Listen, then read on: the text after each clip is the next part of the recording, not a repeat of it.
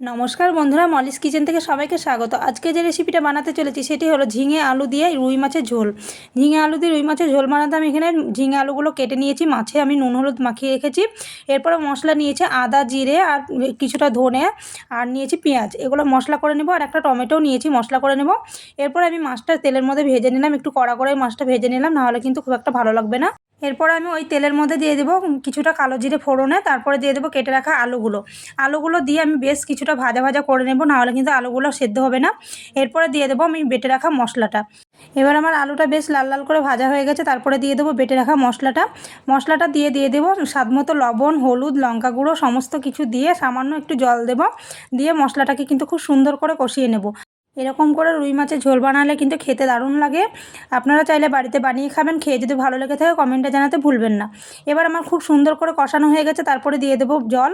এবার ঝোলটা ফুটে এলে দিয়ে দেবো ভেজে রাখা মাছ আর ঝিঙেগুলো কিন্তু আমি তেলে নাড়িনি, তার কারণ ঝিঙেটা খুবই গলে যাবে, সেই জন্য এটা ফুটন্ত ঝোলের মধ্যে দিয়ে দিলেই কিন্তু ঝিঙেটা দারুণ সিদ্ধ হয়ে যাবে। ওটা একটি নরম জিনিস। এই যে হয়ে গেল, এবার আমি দিয়ে দিলাম ভেজে রাখা মাছ আর ঝিঙেগুলো দিয়ে আমি ফুটে এলেই নামিয়ে নেবো, তাহলে আমার হয়ে যাবে রান্নাটা। এরকম ঝিঙে আলু দিয়ে রুই মাছের ঝোল কিন্তু দারুণ লাগে খেতে। এবার আমার রান্নাটা পুরো কমপ্লিট হয়ে গেছে, এবার আমি নামিয়ে নেব, তাহলে হয়ে যাবে।